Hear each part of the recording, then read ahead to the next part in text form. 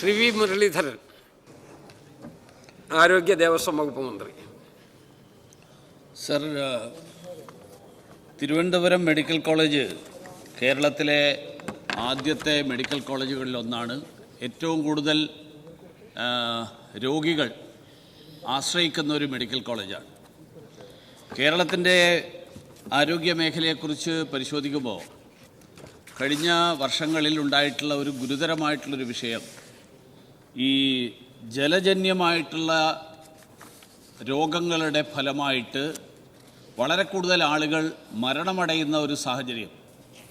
ശുദ്ധജലം, കുടിക്കാൻ പറ്റുന്ന ശുദ്ധജലം, അതിൻ്റെ ദൗർലഭ്യം നേരിടുന്ന ഒരു സംസ്ഥാനമായിട്ട് കേരളം മാറുന്നു എന്നാണ് കണക്കുകൾ പറയുന്നത്. കഴിഞ്ഞ ഏതാണ്ട് 5-5.5 വർഷക്കാലത്തിനിടയിൽ 2500ഓളം പേർക്ക് ജീവൻ നഷ്ടപ്പെട്ടു എന്നാണ് കണക്കുകൾ സൂചിപ്പിക്കുന്നത്. എലിപ്പനി കാരണം 1514 പേർ, ഡെങ്കിപ്പനി കാരണം 515 പേർ, മഞ്ഞപ്പിത്തം കാരണം 233 പേർ. ഇതൊക്കെയാണ് നമ്മുടെ കേരളത്തിലെ കഴിഞ്ഞ 5-5.5 വർഷക്കാലത്തിനിടയിൽ ഉണ്ടായിട്ടുള്ള മരണനിരക്ക്. ഇതിന് പരിഹാരം കണ്ടെത്താൻ നമ്മുടെ ഈ ത്രിതല ആരോഗ്യ സംവിധാനത്തിൽ പ്രൈമറി ഹെൽത്ത് സെൻ്ററുകളും അതിനുശേഷം വരുന്ന താലൂക്ക് ജില്ലാ ആശുപത്രികളും അതിനുശേഷം വരുന്ന മെഡിക്കൽ കോളേജും, ഈ സംവിധാനത്തിൽ പക്ഷേ ദൗർഭാഗ്യവശാൽ മെഡിക്കൽ കോളേജിലേക്കാണ് ഇപ്പോൾ നേരിട്ട് ആളുകൾ വരുന്നത്. അതിൻ്റെ ഫലമായിട്ട് ഒരു ബെഡിൽ ഒന്നിലധികം ആളുകൾ കിടക്കുക, കിടക്കയുടെ താഴെ, കട്ടിലിൻ്റെ താഴെ ആളുകൾ കിടക്കുന്ന സാഹചര്യം, ഈ സാഹചര്യം ഇപ്പോഴും നിലനിൽക്കുകയാണ്. ബഹുമാന്യനായിട്ടുള്ള മന്ത്രി അദ്ദേഹം ചുമതല ഏറ്റെടുത്തതിന് ശേഷം പറഞ്ഞു, ഇനി മുതൽ നിലത്ത് ആളെ കിടത്തുന്ന സംവിധാനം ഉണ്ടാവില്ല. അദ്ദേഹത്തിൻ്റെ ആ സമീപനത്തെ ഞാൻ അംഗീകരിക്കുന്നു. പക്ഷേ ഇത് പരിഹരിക്കണമെങ്കിൽ നമ്മുടെ പ്രാഥമിക, അതോടൊപ്പം തന്നെ സെക്കൻഡറി ഹെൽത്ത് കെയർ സിസ്റ്റം, ആ സിസ്റ്റം ശക്തിപ്പെടുത്താൻ അതിനുള്ള നടപടികൾ, അതിനു വേണ്ടിയിട്ടുള്ള വകയിരുത്തൽ ബജറ്റിൽ നമ്മുടെ കണക്കുകൾ എടുത്ത് പരിശോധിച്ചു കഴിഞ്ഞാൽ രാജ്യത്തെ വിവിധ സംസ്ഥാനങ്ങളിലെ ബജറ്റ് വിഹിതം, ആ ബജറ്റ് വിഹിതം, ആരോഗ്യ മേഖലയ്ക്കുള്ള ബജറ്റ് വിഹിതം എടുത്ത് പരിശോധിച്ചു കഴിഞ്ഞാൽ താരതമ്യേന കേരളം പിറകിൽ നിൽക്കുന്നൊരു സംസ്ഥാനമാണ്. ഈ ബജറ്റ് വിഹിതം വർദ്ധിപ്പിക്കാതെ, സൗകര്യങ്ങൾ വർദ്ധിപ്പിക്കാതെ ഈ കാര്യങ്ങളിൽ എങ്ങനെ മുന്നോട്ട് പോകും? എന്താണ് ബഹുമാന്യനായിട്ടുള്ള മന്ത്രി ഈ വിഷയത്തിൽ പരിഹാരം എന്നുള്ള നിലയിൽ ആലോചിക്കുന്നത് എന്നുള്ളത് അറിഞ്ഞാൽ. ബഹുമാനപ്പെട്ട മന്ത്രി. സർ, ബഹുമാനപ്പെട്ട കഴക്കൂട്ടം അംഗം മെഡിക്കൽ കോളേജിലെ വിഷയങ്ങളെക്കുറിച്ച് ഇവിടെ സൂചിപ്പിക്കേണ്ടായി. അപ്പോൾ മെഡിക്കൽ കോളേജുകളിൽ കഴിയുന്നത്ര നിലത്ത് കടത്തുന്ന സംവിധാനം ഒഴിവാക്കണം എന്നാണ് ഗവൺമെൻറ് ആഗ്രഹിക്കുന്നത്. പക്ഷെ അതിൻ്റെ പ്രാരംഭമായി പ്രാഥമിക ആരോഗ്യ കേന്ദ്രങ്ങളും കമ്മ്യൂണിറ്റി ഹെൽത്ത് സെൻ്ററിലെയും സൗകര്യങ്ങൾ വർദ്ധിപ്പിക്കുക എന്നുള്ളതാണ് ഗവൺമെൻറ് ആദ്യമായി സ്വീകരിക്കാൻ ഉദ്ദേശിക്കുന്നത്. മാത്രമല്ല, മെഡിക്കൽ കോളേജിൽ തന്നെ പല സ്ഥലങ്ങളും ഐഡലായി കിടക്കുന്നുണ്ട്. അവിടെ പുതിയ കെട്ടിടങ്ങൾ നിർമ്മിക്കാനും അതുപോലെ തന്നെ അവിടെ കിടക്കകളും മറ്റും സജ്ജീകരിക്കാനും ഡോക്ടർമാരെയും സ്റ്റാഫിൻ്റെയും പോസ്റ്റുകൾ വർദ്ധിപ്പിക്കാനുമുള്ള സമീപനങ്ങൾ ഇപ്പോൾ സ്വീകരിച്ചുകൊണ്ടിരിക്കുക. അതനുസരിച്ചാണ് ഒരു കാര്യം ഞാൻ സൂചിപ്പിച്ചത്. പല പ്രമുഖ സ്ഥാപനങ്ങളുടെയും CSR ഫണ്ടുകൾ ഉൾപ്പെടെ അത് വിനിയോഗിച്ചുകൊണ്ട് സർക്കാർ ആശുപത്രികളെ നവീകരിക്കുക. അതിൻ്റെ പല പ്രമുഖ സ്ഥാപനങ്ങളും പത്രമാധ്യമങ്ങൾ ഉൾപ്പെടെ അവരുടെ CSR ഫണ്ടുകൾ നൽകി സർക്കാർ മേഖലയെ സഹായിക്കാം എന്ന് സൂചിപ്പിച്ചിട്ടുണ്ട്. പിന്നെ ചികിത്സാ പിഴവുകളെക്കുറിച്ച് പല സന്ദർഭങ്ങളിലായി ഉണ്ടായിട്ടുള്ള ചികിത്സാ പിഴവുകൾ ഭാവിയിൽ ആവർത്തിക്കാതിരിക്കാൻ ചില നിർദ്ദേശങ്ങൾ ഗവൺമെൻറ് നൽകിയിട്ടുണ്ട്. അതിലൊന്നാമത്തേത് സർജിക്കൽ പ്രോട്ടോകോൾ നടപ്പാക്കുക. അതിൽ കർശനമായിട്ടുള്ള നിർദ്ദേശം കൊടുത്തിട്ടുണ്ട്.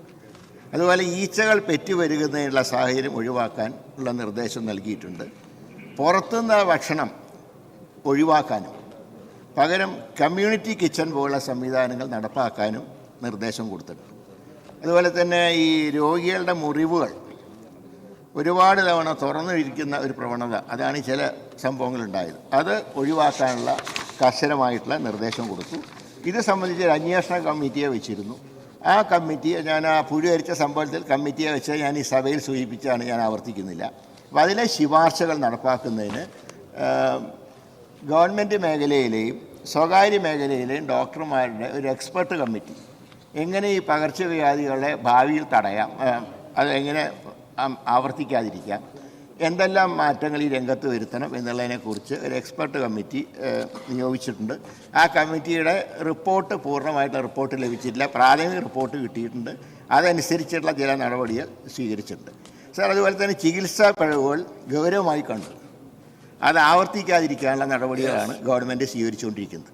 ഇതിൻ്റെ ഭാഗമായി ഡോക്ടർമാർക്കും ആരോഗ്യ പ്രവർത്തകർക്കും ഓറിയൻറ്റേഷൻ ക്ലാസ്സുകളും ട്രെയിനിങ്ങും ഇപ്പോൾ നൽകുകയാണ് സാർ.